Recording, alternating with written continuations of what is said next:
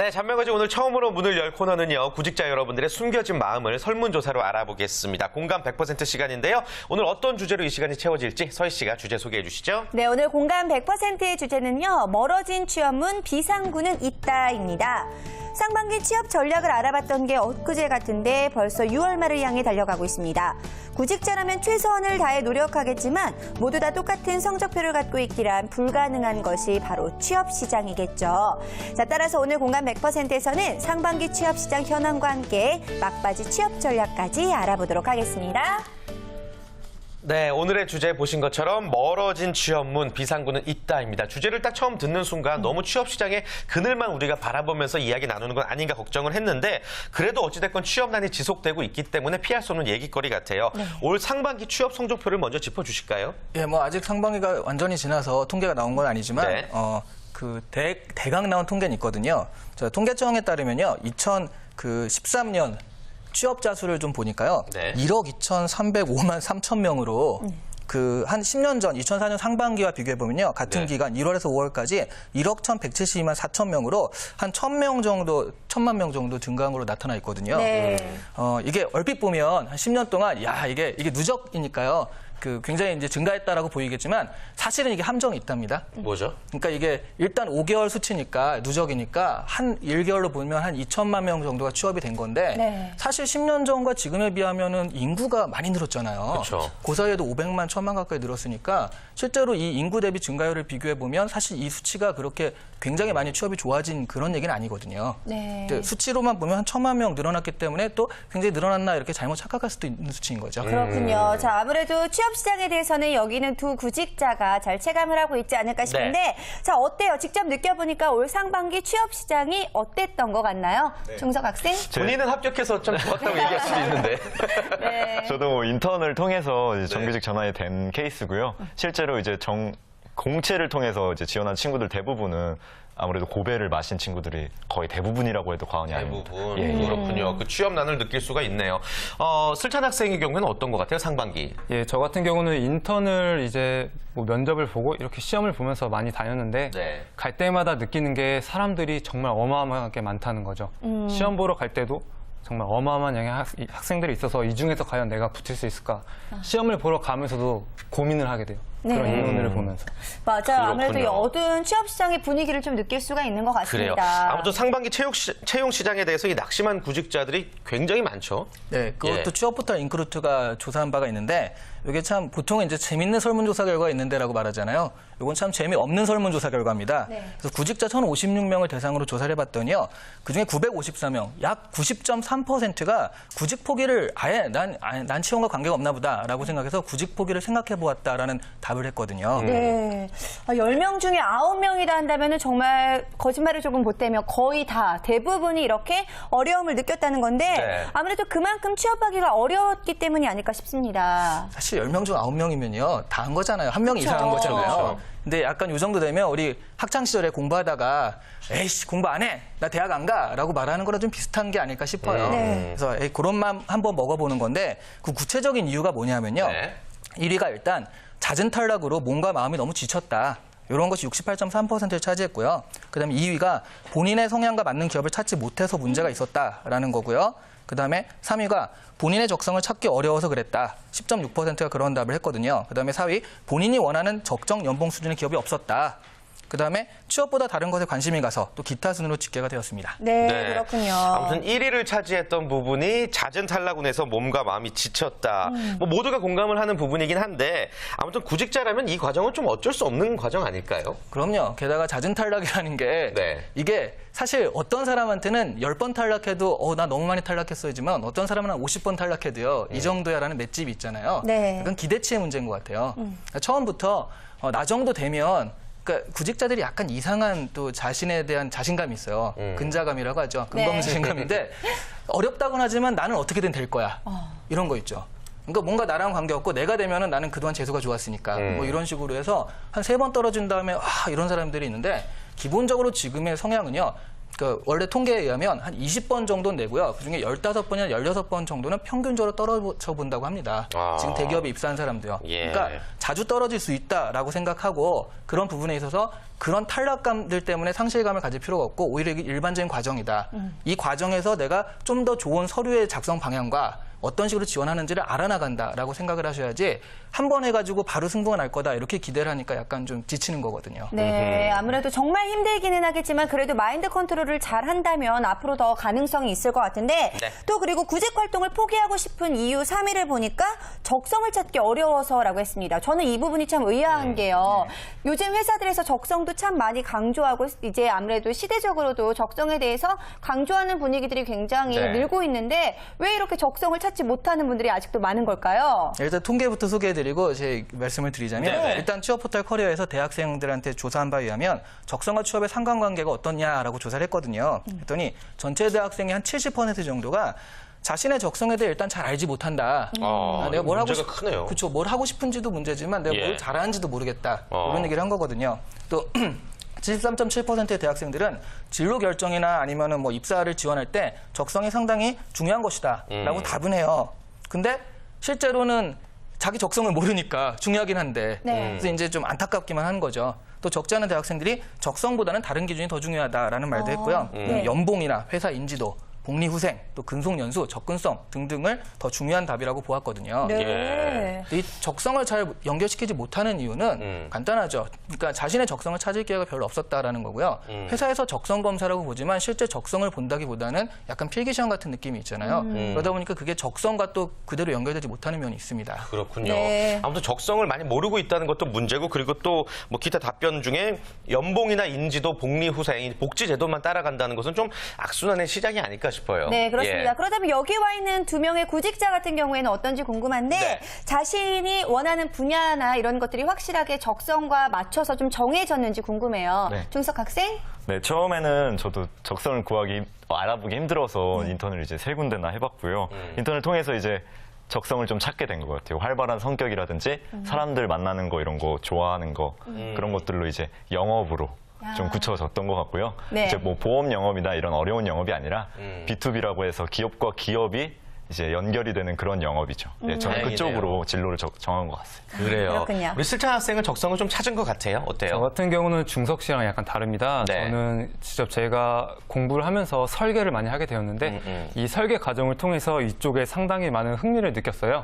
그러다 보니까 아 나는 설계 쪽을 나가야겠구나 이런 생각을 확신을 갖게 되었습니다. 그렇군요. 그 적성을 파악하는 데 있어서 가장 도움이 됐던 어떤 계기라고 그러면 어떤 게 있을까요? 아무래도 제가 휴학을 하면서 자격증을 공부하게 됐는데 그러면서 예. 설계를 정말 많이 하게 되었어요. 그게 정말 많은 도움이 됐던 것 같아요. 자격증 준비하면서. 아, 그렇군요. 중석 학생도 적성 찾는 데 도움이 됐던 게 하나 꼽자면 어떤 게 있어요?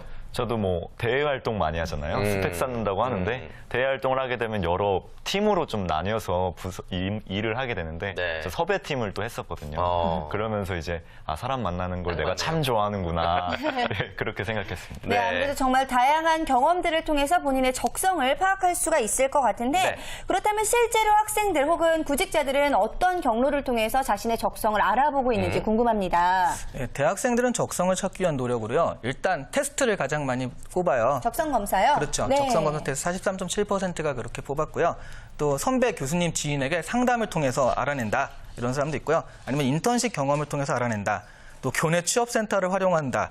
교회 취업센터를 활용한다는데 어떻게 활용한다는지는 잘 모르겠지만 아마 컨설턴트와의 상담을 통해서라는 거겠죠. 예. 그래서 이런 부분들 그래가지고 내가 어떤 테스트가 지금 가장 많으니까요. 예. 테스트 통해서 적성을 알아보겠다 싶으면 사실 기업에서 하는 적성 검사 말고도요. 그냥 그 워크넷이라든가 고용노동부가 주최로 하는 그런 적성 검사 많거든요. 들어가서 보면은 아 이런 부분으로 적성이 나오는구나 정도는 알 수 있습니다. 그렇군요. 근데 적성 검사 결과는 이렇게 나왔는데 막상 이거 내 적성 아닌데 이런 경우도 있잖아요. 이럴 때 어떻게 해야 돼요? 그거 사실 고등학교 때 진짜 많잖아요. 네. 고등학교 1학년 때 했는데 적성 최고 적성 광부 막 이런 거 나오면 이 광부의 길을 가야 되는가 고민을 할 텐데요. 예. 일단 테스트에 연연하지 말라는 거죠. 테스트라는 거는 사실은 굉장히 여러 평균의 그 합이긴 한데요. 그런 부분들에 있어서 사실 검증이 확 됐다기보다는 좀 아닌 것도 많거든요. 네. 그러다 보니까 하나의 어떤 방향성 정도는 있다인 거고 실제로는 자기가 해보는 게 가장 좋습니다. 지금 그러면 뭐 인턴 경험이라든가 아니면 직무를 꼭 해봐야 되느냐라고 하지만 사실 뭐 우리가 교회에서 뭐 수련회를 기획한다든가 아니면 학교에서 축제를 기획한다든가라고 해서 고등학교나 중학교 때도 그런 부분을 하는 게 있거든요. 그러니까 일을 만드는 거죠. 그 일을 만들어가는 과정에서 내가 어떤 부분을 맡아서 어떻게 할 때 제일 효과가 좋고 즐거운가 이런 것들이 결국엔 나중에 사회에 가서도 그게 연결이 돼요. 네. 그런 부분에서 저희가 하는 일들 이런 걸 보면서 좀 적성을 파악하는 것이 가장 좋습니다. 네, 테스트 결과에 너무 연연하지 말고 아무래도 참고 정도만 하시는 게 참 좋을 것 같은데 네. 저희가 취업과 관련된 이야기를 하다 보니까 아무래도요, 이 분들이 너무나 속상해하시는 분들이 많잖아요. 그렇기 때문에 취업을 한 분들과 안 한 분들 사이에 뭔가 묘한 이 벽이 경계선이 있고, 네, 예. 생기지 않을까 싶은데 어때요? 실제로 지금 취업에 성공을 했으니까 중석학생 같은 경우에는 그런 것들을 더 많이 느낄 것 같은데요. 네. 아무래도 저는 취업을 했고 친구들은 아직 취업을 안 한 상태고 하니까 학교를 다니면서 조금은 놀고 싶은데 막상 또 친구들 때문에 놀지 못 못하고 그러죠. 한턱 제대로 쏘고 싶은데 또 쏘면 뭔가 자랑하는 것 같아서 쏘지 못하고 그래서 조금 그 현실이 좀 안타까운 것 같아요. 그래요. 네, 어쩔 수 맞아요. 없는 게 분명히 있는 것 같고 취업을 준비하는 입장에서 어때요? 스탠 학생이 느끼기에는. 상당히 부러울 따름이죠. 네, 그런 여유가. 그리고 취업한 사람과 취업하지 않은 사람 얼굴만 봐도 그게 확연히 드러나요. 얼굴에 그 여유와 예. 여유 없이 항상 그 촉박해하는 그 얼굴 상당히 대조되죠. 그 우리 중석 학생 네. 얼굴은 어때요? 지금 아주 미소가 아주 여유 있는 게 이분의 표정만 봐도 딱 대비가 되는군요. 어때요? 주변에서 이 취업한 친구들 보면은 뭔가 좀 너무 부러워서 연락을 안 하게 된다거나 이런 경우들도 좀 있어요? 아니요, 그렇진 않죠. 그거는 인간성이 잘못됐다고 생각을 해요. 개인적으로. 예. 네, 그래요. 맞습니다. 아무래도 여러 가지 면에서 생각이 들 수가 있을 것 같은데 저희 같은 경우에도요. 왜 똑같은 오디션을 여러 명이서 같이 봤는데 네. 한 명이 먼저 합격을 하게 되면은 아무래도 분위기가 뭔가 오묘해지는 게 있거든요. 연락을 먼저 하기에도 뭔가 네. 합격한 사람 입장에서는 자랑하는 것 같은 그런 느낌, 중석학생 같은 느낌이 아무래도 들 수밖에 없는데 저는 붙은 사람한테 연락 안 해요. 저는 인간성이 좀 발견해서 별로라서.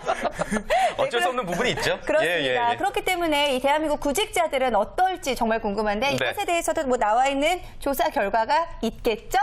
우리 작가님은 어디서 이런 설문조사 결과를 찾아내는지 모르겠어요. 재밌는 조사 같아요. 별의별 게 다 있는데요. 예. 그래서 이제 직접 친구가 그렇게 됐을 때 어떻게 취하는가, 행동 어떻게 취하는가 이런 조사도 있더라고요. 그래서 취업한 친구에게 먼저 연락한 경험에 대해서 설문조사를 했는데 예. 35.9%가 일부러 연락하지 않는다라고 일부러. 답을 했어요. 네. 연락하지 저 같은 않은 케이스. 예. 그렇죠. 연락하지 않은 이유를 물어보니까 취업에 자기도 이제 취업에 성공한 뒤에 당당하게 이제 연락을 하겠다 이런 게 1위를 차지했고요. 그다음에 나는 왜 취업을 못했는지 자신이 짜증 난다는 거죠. 이해가 갈것 같아요. 그렇죠. 예. 네. 이 비슷한 게요. 나보다 먼저 취업한 게 배 아파서 사실 같은 데다 많이 이해 싶기도 가요. 한데. 네. 그렇죠?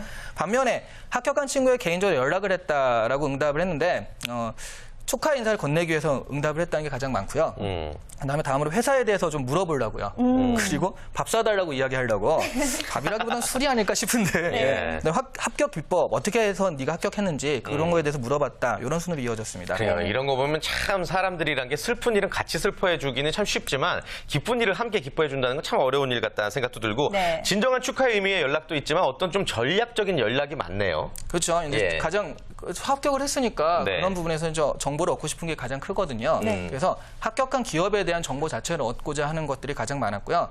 면접을 잘 보는 방법, 그다음에 서류 전형 통과하는 방법, 또 심하게 여긴 이렇게 대놓고는 하지 않았지만 자기소개서 좀 보여줘. 자기소개서 좀 메일로 보내줘. 뭐 이런 것도 이제 있을 수 있다는 거죠. 저 같으면은 먼저 연락할 것 같아요. 만약에 친구가 먼저 합격을 했으면 빈자리 혹시 있나? 그곳에 혹시 빈자리 있니? 라고 물어보게 한번 좀 연락을 할 것 같은데 아무래도 중석학생 같은 경우에도 이런 연락 참 많이 받아보지 않았을까 싶은데 어때요? 친구들이 좀 전략적으로 접근을 하던가요? 네, 전략적으로 접근하는 친구들이 있고요. 네. 축하한다는 메시지를 보내는 친구들도 있고요. 네. 전략적으로 이제 다가오는 친구들 같은 경우에는 그야말로 아까 말씀하는 것처럼 자소서를 좀 보내달라. 근데 기분 좋게 또 보내줄 수 있지. 아직 제 입장이 또 그쵸. 여유롭다 보니까. 그래요. 알겠습니다. 아무튼 뭐 다양한 이야기를 나누고 있는데 가장 중요한 것은요. 이 상반기 채용 시장이 지금 마무리되어 가고 있는 시점에서 너무 어려워. 나랑은 먼 얘기야. 나 나중에 도전할래. 이런 포기를 하면 안 된다는 거죠. 그렇죠. 그렇기 때문에 구직자들도 아무래도 세워야 될 목표가 좀 있지 않을까, 전략이 좀 있지 않을까 싶은데 어떤가요? 지금 6월이 사실은 상반기가 이제 끝났잖아요. 그리고 이제 갖은 불합격 통보를 다 받았을 때거든요. 네. 그렇죠. 더 이상 뭘 해야 되려고 하니까 또 장마 와서 우울하고 또 라디오에선 우울한 음악만 나오고 막 이럴 때거든요. 그래서 가장 처지기 쉬울 때인데 사실은 이럴 때 지금 뭐 일단 공채가 끝났으니까 딱히 그건 없지만 인턴도 지금은 면접, 그러니까 서류나 이런 건 접수가 끝나고 면접이 주로거든요. 그래서 준비를 안 하신 분은 지금 정말 할 게 없어요. 근데 이럴 때 이제 뭘 해보시냐면 중소기업 있죠. 중소기업 같은 경우는 수시 채용도 많고요. 또 필요할 때 딱 공채 기간만 하는 건 아니니까 중소기업 같은 곳을 좀 잘 노려서 정보를 파악해 보시면 그리고 중소기업을 잘 모르거든요. 대부분은 대기업만 생각해가지고 이렇게 하다 보니까 예. 중소기업이 어떤 게 좋고 이런 부분은 충분히 가능성이 있다는 걸 잘 모르기 때문에 뭐 하반기 공채를 준비한다 하더라도 이 기회에는 딱히 할 일도 없고요. 그러다 보니까 중소기업에서 좀 알아보고 생각보다 자기랑 잘 맞을 수도 있거든요. 네. 적성이라는 것도 자기가 일을 해보다 보면 이거 내 적성에 맞아 이런 것도 많잖아요. 그래서 중소기업 같은 경우를 좀 알아보시는 게 가장 좋은 6월의 전략입니다. 네. 그렇군요. 그러니까 눈높이를 낮춘다기보다는 눈높이를 넓혀서 중소기업 쪽을 봐라. 어떻게 보면은 좀 돌아가는 전략을 세울 수도 있다는 이야기네요. 그렇죠. 이게 예. 꼭 돌아간다라기보다는 그러니까 중소기업을 통해서 내가 대기업으로 점핑한다 뭐 이런 식의 생각은 약간 지금은 곤란할 수도 있어요. 왜냐하면 네. 그런 식의 경력 지금 많이 뽑지 않는데 사실 그 구직에 따라서 또 IT라든가 그 바이오 계열 쪽은 그런 경우도 많거든요. 그래서 IT나 바이오 같이 이런 직무들은 그런 식의 방법도 충분히 생각해 볼 수가 있고요. 아니라 하더라도 앞으로 이제 그 정부 차원에서 중소기업 육성이라든가 그런 것에서 신경을 많이 쓸 거잖아요. 쓰잖아요. 그러다 보니까 중소기업 자체로도 어떤 그 확장성이라든가 비전은 충분히 가질 수 있다라는 거죠. 네. 대신 그냥 돈 많이 준다, 가깝다라고 해서 무조건 가면은 그게 없거든요. 그래서 비전이란 부분, 어떻게 발전할 수 있을 것인가라는 그 중소기업에 대한 눈을 좀 확장하기 위해서는 그동안 관심이 없었다면 지금 좀 관심을 가지시고 많이 보시라. 이런 얘기를 드리는 겁니다. 네, 하지만 아직까지 뭐 정보가 없기 때문에 뭔가 전략을 세울 때도 체계적인 전략이 필요하지 않을까 싶은데 어떻게 전략을 세우면 좋을까요? 일단 뭐 전략이라는 게 정보죠. 무조건 정보죠. 그렇죠. 예, 무조건 정보인데 홈페이지밖에 없거든요. 사실 중소기업에 대해서 딱 나온 게 홈페이지밖에 없는데 홈페이지엔 좋은 얘기 쓸 수밖에 없잖아요. 그러니까 홈페이지는 정말 참고인 거고요. 또 하나는 요즘에 이제 SNS라든가 그런 게 워낙 발달이 되다 보니까 뒤를 캐시라는 거죠. 그러면 딱 어떻게 어떤 데라고 얘기할 수는 없지만 어떤 카페 같은 경우에는요. 기업 뒷담화 게시판이 있어요. 그러면 우리 기업이 어쩐다 이렇게 뒷담화하는 게 예, 있거든요. 그런 부분이 이제 특히 뭐 나쁜 그런 마음을 먹는 사람도 있겠지만 그냥 투덜투덜하는 게 많거든요. 네. 그런 부분에서 기업의 어떤 분위기라든가 그런 걸 짐작을 할 수는 있다는 거죠. 근데 주의할 건 뭐 야근이 많다 이런 거는 일이 잘 되고 있다는 얘기니까 그렇죠. 그런 거보다는요. 그러니까 뭐 사장의 마인드라든가 사실은 중소기업에서는 경영자의 마인드가 제일 중요하거든요. 네. 그런 부분들이 과연 어떤 것인가 찾아보는 게 하나 있고요. 또 하나는 요즘에 이제 그 우리 이번 정부의 기조가 중소기업이나 이런 사람들이 이제 잘 일할 수 있도록 해주는 거라 보니까 그런 부분이 상당히 많이 잘 돼 있어요. 그래서 고용노동부 같은 경우에도 중소기업, 유망 중소기업을 찾아서 발굴해가지고 소개하는 프로그램들을 여기저기 많이 만들고 있거든요. 그런 부분들을 많이 활용해 보신 것도 좋고요. 그래서 잡매거진을 꼭 봐야 되는 이유도 되는 거죠. 그렇습니다. 네. 네, 알겠습니다.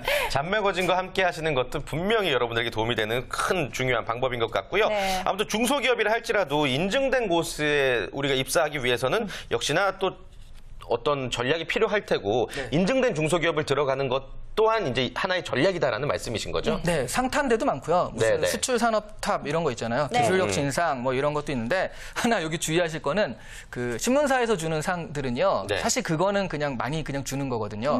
그런 상보다는 정부에서 주는 상을 많이 탄 거 있죠. 그런 부분들을 많이 보셔야 되고요. 또 하나 정말 중요한 게 있습니다. 그 취업 포털이나 이런 데 들어가 보시면 그런 게 그 많이 떠요. 그러니까 구직이라고 해야 되나? 채용 공고 있죠. 네네. 그게 유난히 많은 데가 있어요. 네. 이거 2달 전에도 봤는데 또 있네? 이 회사는 계속 내지 왜? 네, 예. 계속. 그럼 2달 전에 들어간 그 친구가 2달 만에 나왔다는 얘기거든요.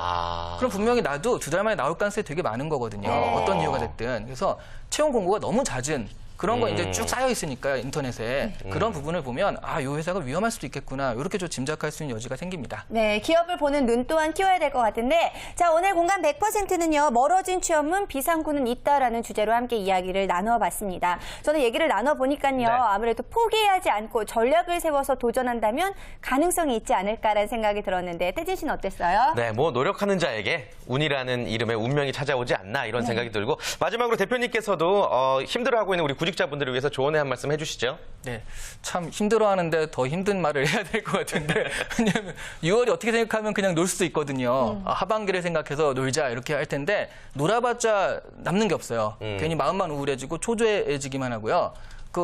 낮에, 그러니까 새벽에 갑자기 눈이 탁 떠지는 현상 있죠. 네. 그게 좀 불안해서라고 생각하는데 그것도 우울증의 시초래요. 아, 그래요? 네. 그래서 장마 우울증이라는 것도 있거든요. 잘못하면 내가 계속 떨어지고 그러니까 좀 우울한데 장마 우울증까지 겹치면 이게 굉장히 또 나락으로 떨어지는 심정이 그럴 수가 있으니까 내가 이런 식으로 뭐 중소기업을 알아보든 뭐를 하든 간에 무언가 계속 노력하고 있다. 근데 이게 성과가 없는 게 아니라 결국 하반기 공채 시장에는 지금 봤던 쌓았던 어떤 눈들이 빛을 발할 거니까요. 그런 생각을 가지시고 6월 달도 최선을 다해 주시길 당부드립니다. 네, 좋습니다. 자, 오늘 공감 100%는 여기서 마무리 짓도록 하겠고요. 다음 주에도 구직자분들을 위한 좋은 이야기, 좋은 정보 전해드리도록 하겠습니다. 네, 저희는 잠시 후 2부에서 더욱더 알찬 정보들 준비하도록 할 텐데요. 자, 알짜배기 정보 전해드리는 취업정보 백서가 함께하겠고요. 네, 거기 어때 코너를 통해서는요. LS 산전의 인턴 체험기 여러분께 생생하게 전해드리겠습니다. 멀리 가지 마시고요. 채널 고정.